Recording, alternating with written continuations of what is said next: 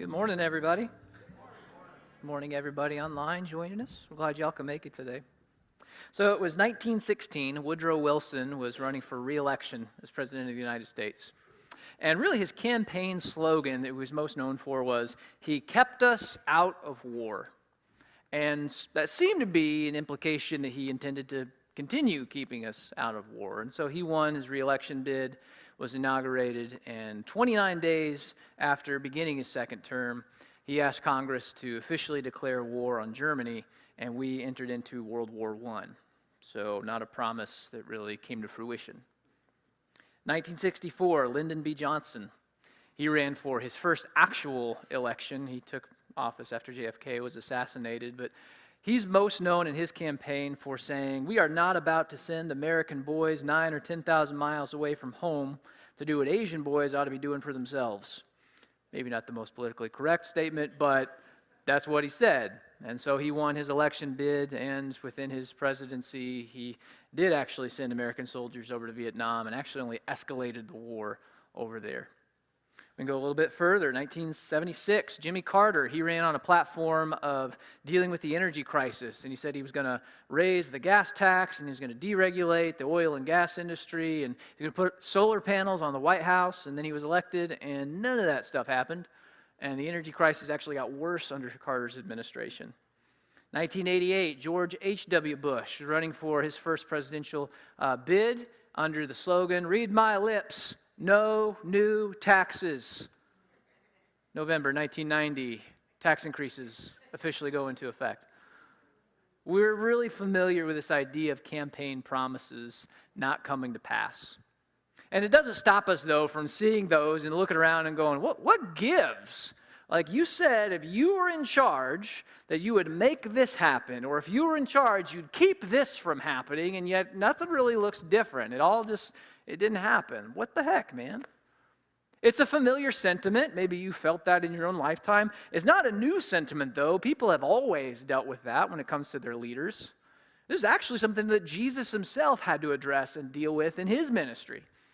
This message this morning is part of a series we've been in for a while, and we're going to be in for a while longer. It's called A Year-ish with Jesus. It's about a year and 4 or 5 months. We're going to be walking through the book of Matthew, and we've been in it since November, or since the end of November. So I don't know how long that is, 6 months-ish, I guess. But we've been in this for a while, and throughout our time in Matthew so far, we've seen Jesus has this main message. It's the coming and the nearness of the kingdom of God. It's what his whole ministry revolves around. And that idea, the kingdom of God, it's a pretty complex topic, but the short of it is this: God is in charge now. And like he's always been in charge, but under the ministry of Jesus, God was going to be in charge in like a new and visible way. He was taking his creation back. He was taking his people back from sin and death and corruption. Like God was going to be in charge in a new way. But that promise sort of raised question in Jesus' day. Like, Jesus, you keep saying that the kingdom's here, that God's in charge, but like, why do all the religious leaders hate you more and more the more you talk? And if God is in charge, why is the Roman Empire still here? And why do we have to live under their oppression? And if God's in charge, why do things still feel really unfair and broken and disjointed? It's a valid question. And it's a question that you and I still kind of ask in a slightly different way today. God, if you're in charge, why does it seem like the world is still so dysfunctional? Why is there evil that just seems to happen and go unanswered for and unchecked? Why do wicked people continue to do wicked things? I thought you said you were in charge. It's a familiar sentiment.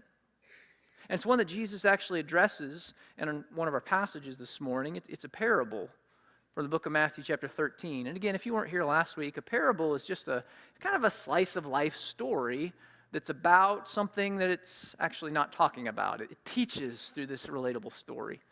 This story is about a farmer. It takes place in Matthew chapter 13, verse 24. It says, Jesus told them another parable. The kingdom of heaven is like a man who sowed good seed in his field. But while everyone was sleeping, his enemy came and sowed weeds among the wheat and went away. When the wheat sprouted and formed heads, then the weeds also appeared. The owner's servants came to him and said, "Sir, didn't you sow good seed in your field? Where then did the weeds come from?" "An enemy did this," he replied. The servants asked him, "Do you want us to go and pull them up?" Well, no, he answered, because while you're pulling the weeds, you may uproot the wheat with them. So let them both grow together until the harvest. And at that time, I'll tell the harvesters to first collect the weeds, tie them up into bundles to be burned, then gather the wheat, bring them into my barn. It's just a little slice of life story about weeds in your wheat field. So who can't relate with that, right?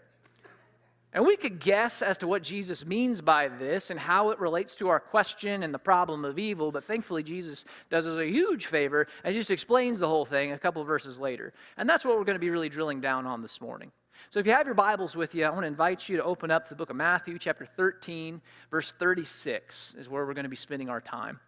If you don't have your Bible with you, you can follow along on the screen behind. You can download the FCC Monmouth app, tap the Sunday button in the bottom right-hand corner, and you'll find our sermon notes along with our outline and our passages pulled open, ready for you to take notes on, get the most out of our time together today.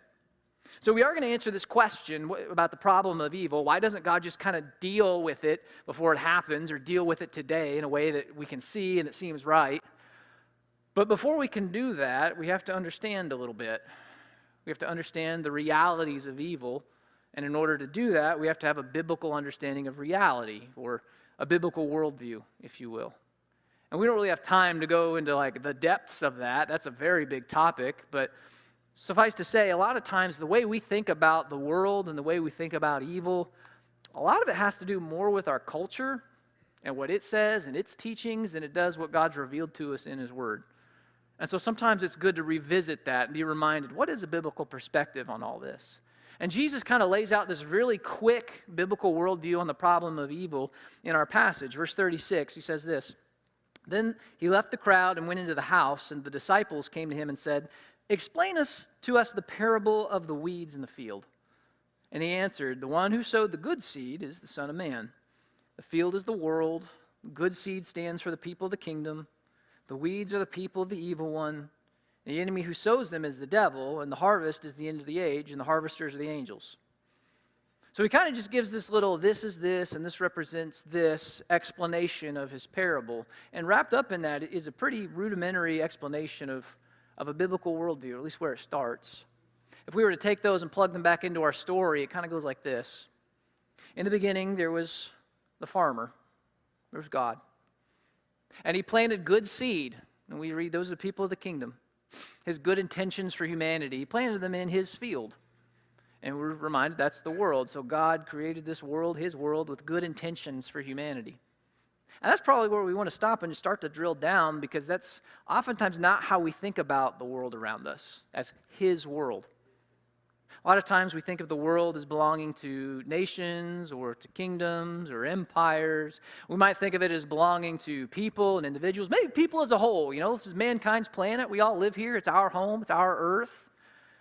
But the reality is this planet was here long before you and I ever stood up on two legs.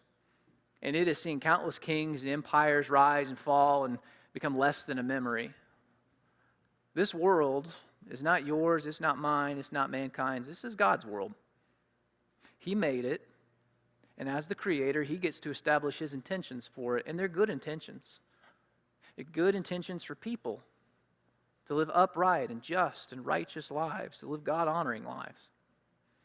But there's somebody else in this story. We read about it in the parable. He's the guy that sneaks in the dead of night, the adversary who kind of sows the weeds in the field. And Jesus says that's Satan. He kind of sneaks in as an intruder into God's world, and he sows his own seed. He has his own intentions and agents in this world. And sometimes we might hear that, agents of Satan. Wow, you must be talking about like Hitler and Nazis and Satanists, super evil people, right? Like Cubs fans, like super evil people. That was low, I'm sorry. I didn't write that, I resisted that, but we all fall short of the glory of God, right? That was low. But you know, we get this intention that like, this must be really evil people. But you might be surprised. If you just go back, you think about the original story, the creation story, actually bears a lot of similarity to this parable. It's a story of God creating his world and putting people in his world with good intentions. He puts the man and the woman in his garden, and he says, I want you to work and to keep this place.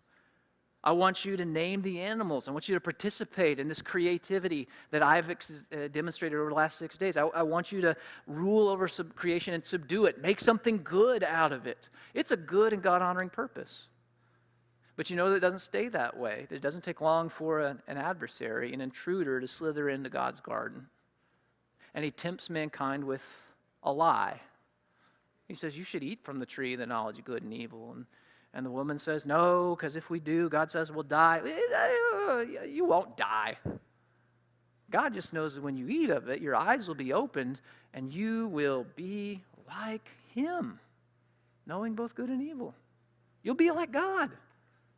You live on your own terms. You'll know what's right and wrong. You can decide for yourself. You don't need to answer to anybody. You will be autonomous. You'll be like God. That's the first lie. And when they buy into that lie and they sin against God, they become rebels in that moment, intruders in God's world, weeds in his garden, if you will. And that same lie has dogged humanity ever since. And we all wrestle it. We all hear it whispered to us. You can be like God. You can make your own decisions. You can make your own code. You can go your own way. You don't need to answer to anybody. You can be like God. And that lie is responsible for some of the great evils that we oftentimes think about when we ask this question of why doesn't God deal with evil? Like war. Wars are waged because a nation, and oftentimes not even a whole nation, just a group of people within the nation, want to conquer or want to consume. And lives are destroyed and cultures are devastated. Generations of people are scarred because selfish desires need fulfilling. You can do what you want. You don't need to answer to anybody. You can have it all. It's worth it because you, my friend, you can be like God. We might think of cartels. They traffic drugs. They traffic people.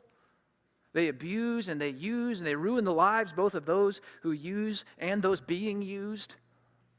And they do this for power and for money and for influence, to satisfy some hunger inside of themselves, some desire to be supreme. It's the same lie. You make your own code. It doesn't matter how many people you step on in the process or how many people have to pay for your comfort. You, my friend, are significant. You can be like God.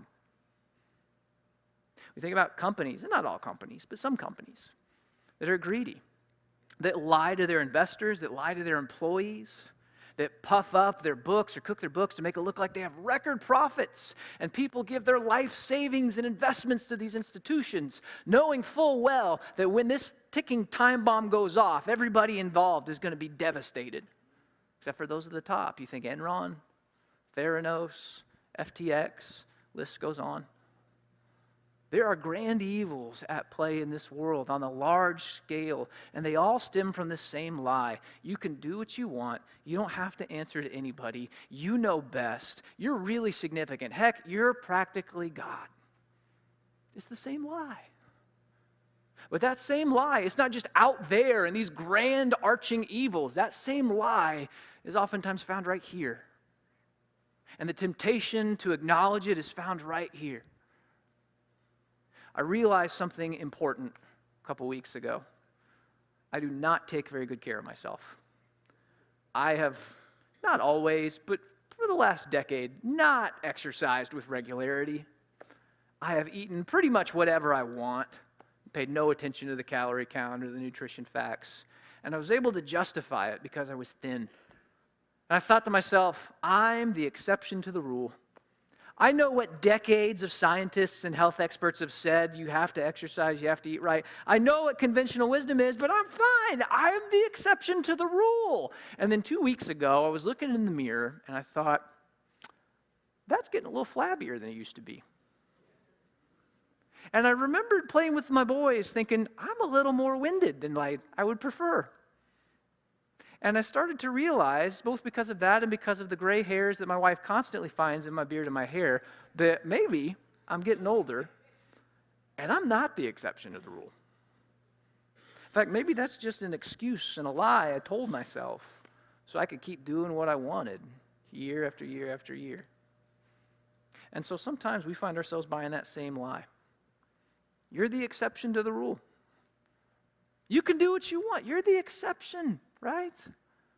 I mean, you can satisfy your lusts, you can satisfy your hungers, you can satisfy your appetites. It doesn't matter what moral lines you have to cross. It doesn't matter how many people you have to step on to satisfy that. Your desires are so important because you know what? You're real special. You're exceptional. Friend, you're practically God. We might think of it in terms of laws. We break the law. And sometimes we do it because we think, well, that doesn't really apply to me. That speed limit's more of a guideline than anything. I can drive 80 in a 50. Sometimes we don't think that it'll affect us much when we get caught. Well, they won't throw the book at me. We think of ourselves as an exception. We can do what we want. We're practically God. We live this lie, and we perpetuate it in so many ways in our lives. And in doing so, in every instance, we become a rebel. Just like the first people who bought the lie, just like the people who buy it on a grand scale, when we live it in our own lives, we become rebellious. We become intruders in God's world. If you want to use a biblical term, we become sinners. So let me ask you the question. When Jesus is talking about weeds in God's garden, do you think he's talking about like Hitler and Nazis and super evil people? Or do you think it's a whole lot simpler than that? It's anybody who buys the lie. It's anybody who has rebelled. It's anybody who has walked that path and who has betrayed the actual God in trying to be this God unto themselves. It's all of us, gang. The biblical worldview of evil is that it's not some big nebulous problem out there. It's a very small problem that starts here, and we all make our individual contributions to it. That's a biblical worldview of evil. But it kind of raises our question even further, though, because that worldview says this is God's world. He made it. It's his. He's in charge, right? So then why doesn't he do something about it? Because there are grand evils out there. There is stuff out there that affects people's lives on a large scale and on a small scale. So why doesn't God take charge and deal with evil today? That's what we think we want him to do. We really think that that would go well for us and that would solve the problem. Let me tell you another story. Whenever I went off to college my freshman year, I went 6 hours away, so I moved out. I didn't come home very often. And my mom, my stepdad, and their family, they had somebody that was trying to get back on their feet, trying to make some good life choices. My bedroom was empty, so it seemed like it made sense. You can come stay with us, and we'll help you get on your feet and go on. And it worked really well at first, because this person was taking good steps. They enrolled in some classes at a community college. It seemed like they were working towards a career. Things were going good. And then stuff started to kind of disappear from the house. And it was small at first. It was a hat, maybe a couple bucks that were left on the kitchen counter or something. But then it became more frequent and got to be more noticeable. And it's like, okay, something's going on. And then my mom, my stepdad, they lived in the same small community their whole life, so they know a lot of people. And they ran into somebody at Walmart, hadn't seen for a while. I'm like, oh, how you doing? You know how that goes. They're catching up. And this person said, hey, I saw your family member at the movie theater the other day, yesterday afternoon. Hadn't seen him for a while, said hi. It was good to see him. And my stepdad thought, wait a minute, I'm pretty sure they're supposed to have class in the afternoons. Come to find out, they hadn't been going to classes for months. Every day they got up, lied about how great things were going. They'd go out the door. Maybe they go to the movie theater. Maybe they go, get a sandwich. Maybe they just sit in their car for a few hours. They were taking money. They were taking things. They were taking advantage, but no classes. And eventually that person was just asked to leave. Because you're not going to come into our house and lie to us and steal from us and disrespect us and think you're just going to get away with it. And maybe we hear that story and we can resonate with that. And maybe we think, that seems fair. Maybe I would do the same thing in that situation. And sometimes that's how we expect God to deal with stuff. This is his house. And you're not going to come into his house and you're not going to steal from him and disrespect him and transgress him and rebel against him and think you're just going to get away with it. You got to get out of here. Heck, that's how the servants in the parable wanted to deal with things. If you remember, they find all these weeds, all these intruders in the field, and they say, hey, do you want us to just yank all these up and get them out of the way? They want to deal with the problem immediately and quickly. But do you remember what the farmer said? Don't do that. Because when you're yanking the weeds, you might pull the weed up with it on accident. And agriculturally, that makes sense. I mean, if two plants grow close together, their roots are going to get all entangled. You could ruin both of them. But this isn't about agriculture. Remember, this is about people. This is about God's world. This is a part of the parable I probably spent the most time thinking about. Like, how does that work? Like, if God were to just judge evil, if he were to deal with the problem swiftly, immediately, how would that negatively impact righteous people? I didn't see the connection. And then I started asking questions. Well, who are the righteous people? Am I a righteous person? And I know the answer to that better than you do. The answer is, outside of God's grace, no, not really. Because I've got sin in my life. And that makes me a rebel, remember? An intruder. Are you a righteous person? Again, you know you better than I know you. But I bought a Powerball ticket this last week, so I'm what you might call a betting man.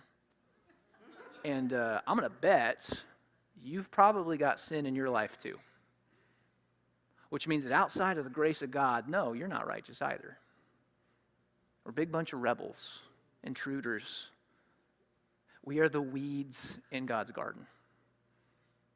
Now, the good news of the story is that there is such a thing as the grace of God. So instead of sending that judgment, instead of sending that swift justice we sometimes think is such a good idea, he sent something very unexpected. He sent his son. And he actually did live righteously. And he actually didn't buy the lie. In fact, he was the only person that actually, by the righteousness of his life, earned God's love and affection and blessing to its fullest extent. And for that great feat and accomplishment, he was murdered on a cross. And that's when God extended this invitation called the gospel.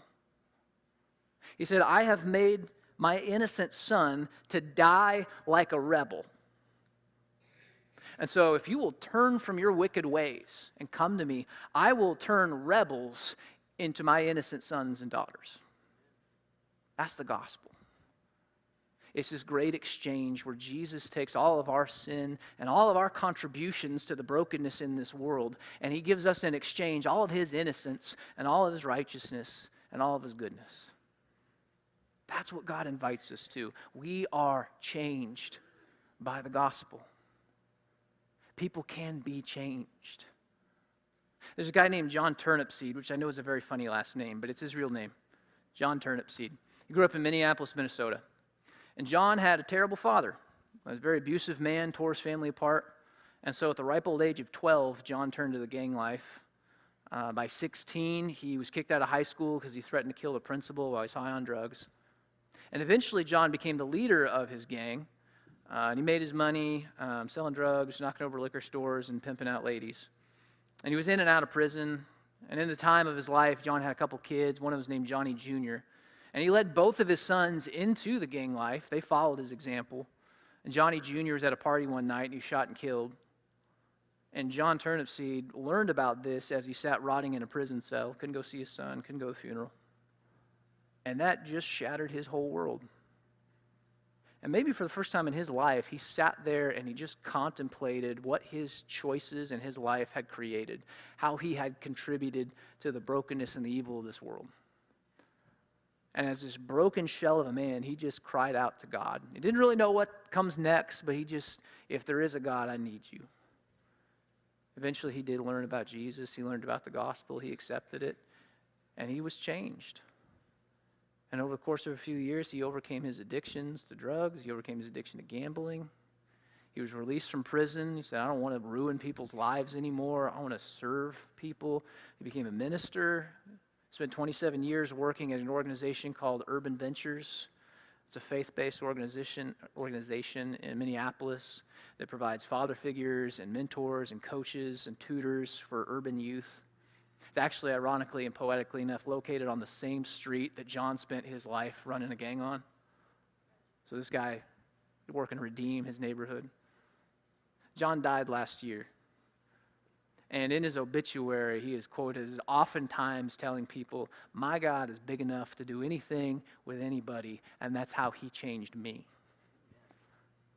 People can be changed. You can be changed. I can be changed. Rebels can be changed into innocent sons and daughters. That's the good news of the gospel, and that is why God doesn't send swift justice on evil today. That's why he is patient. Because who knows if somebody might change, somebody like John who hears the gospel and comes to his senses and turns away from his sin and comes to the Father. If justice comes swift, if evil is punished immediately, when will people have an opportunity to repent? Would you have had an opportunity to be changed?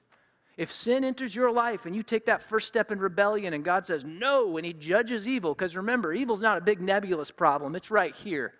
Would we have had the opportunity to hear the gospel and be changed? No. And so God is patient. and he tolerates evil because of the hope that he has that somebody will turn back to him and be saved. We read about it in a very short summary statement, 2 Peter chapter 3, verse 9. The Lord is not slow in keeping his promise, as some understand slowness. Instead, he is patient with you, not wanting anyone to perish, but everyone to come to repentance. He is patient because he is compassionate. And it is his hope, it is his will, it is his desire that some will hear this good news of what he has done in Jesus, and they will come back from their evil ways and be changed. That's why God is patient. And we may hear that and we may say, praise God, I'm glad. I hope people are changed, people are rescued and saved from their evil. But then there's also part of us that says, but wait a minute. Evil still does a whole lot of damage and causes a whole lot of hurt. Like it hurts people I know, it's hurt me. So how's that fair?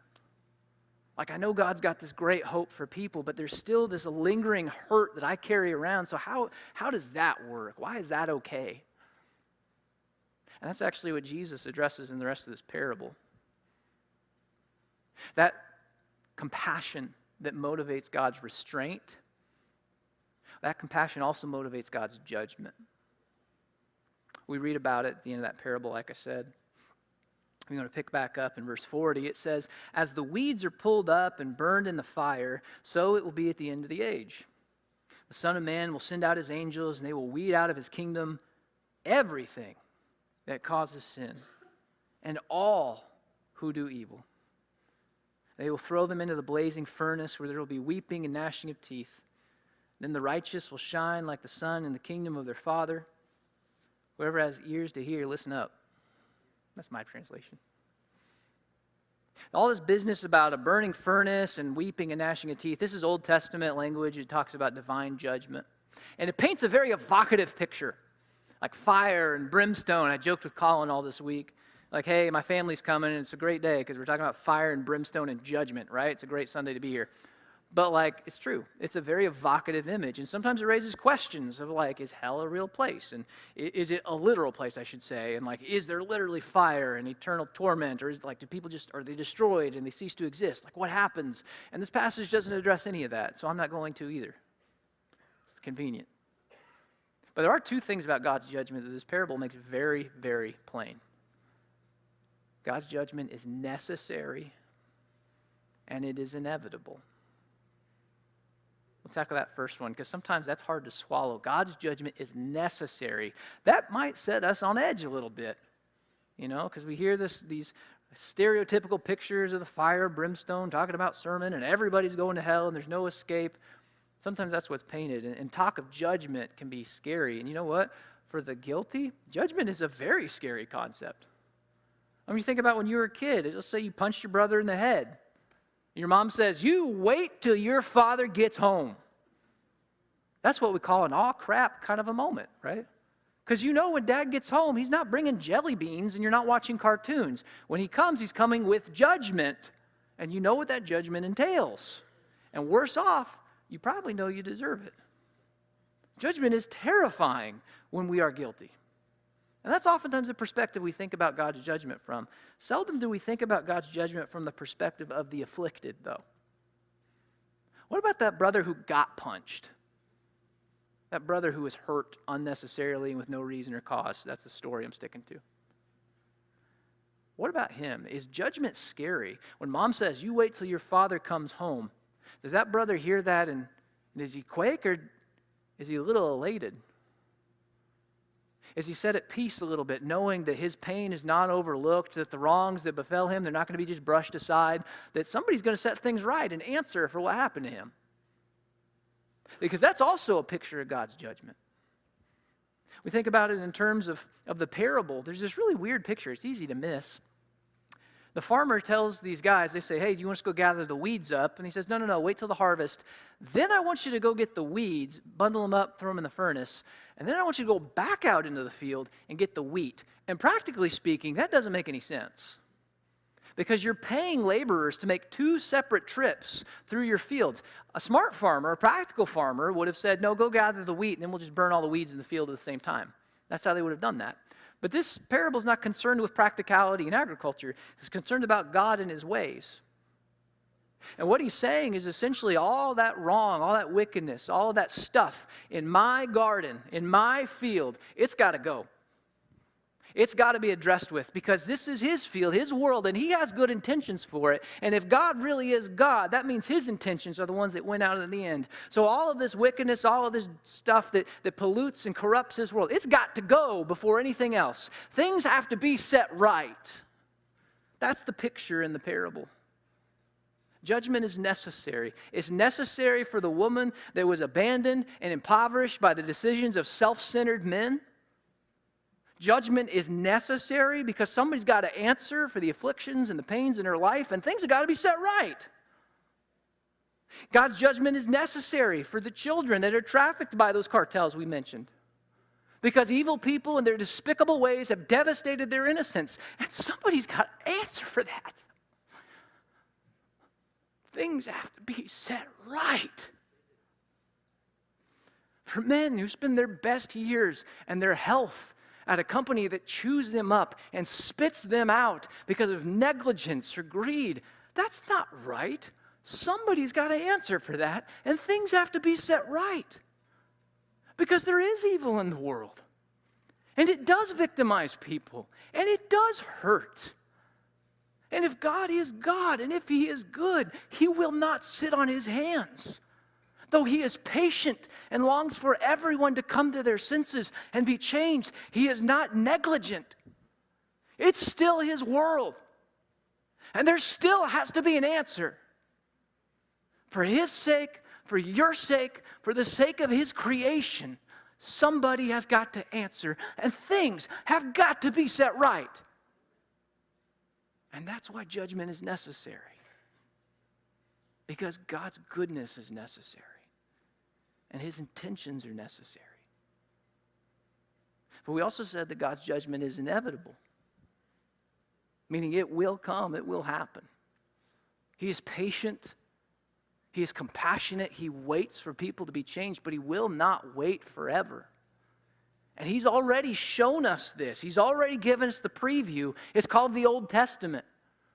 If you read the story, it's a 1,500-year journey of God's patience.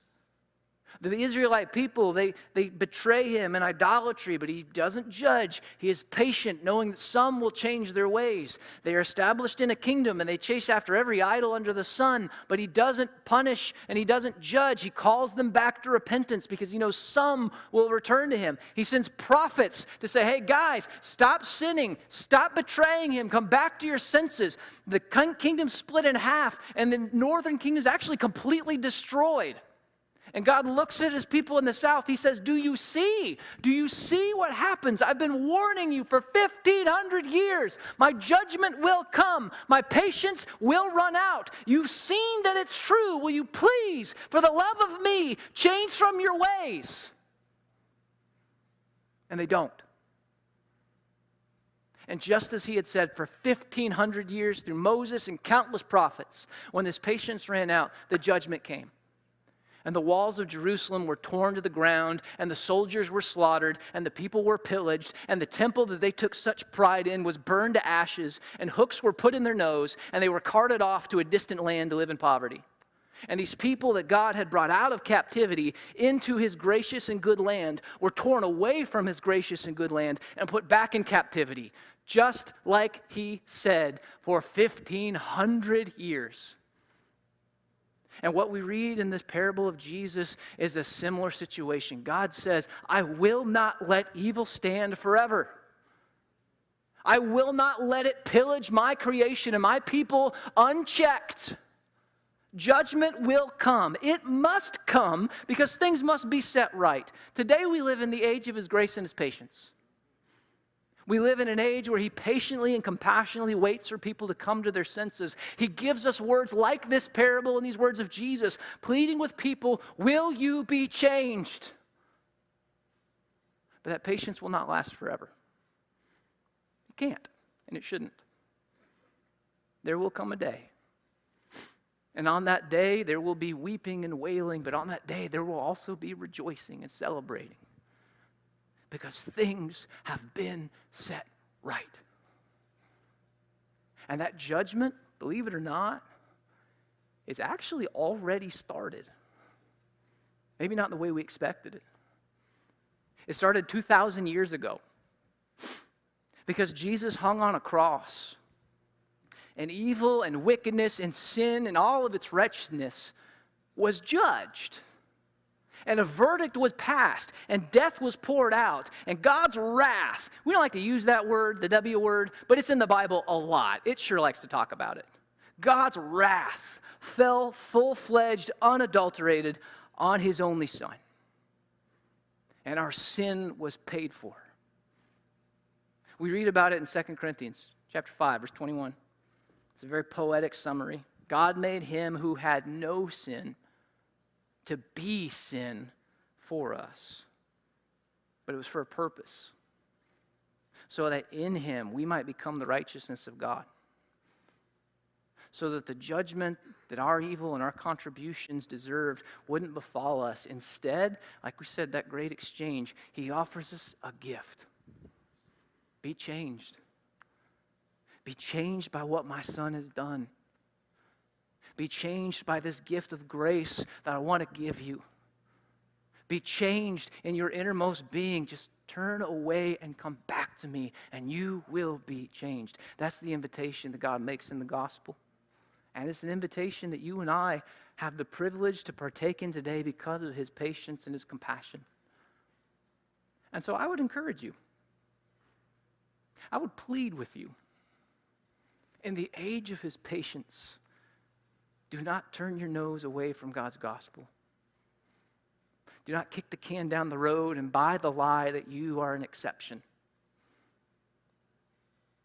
Take advantage of his compassion. Be changed by the gospel.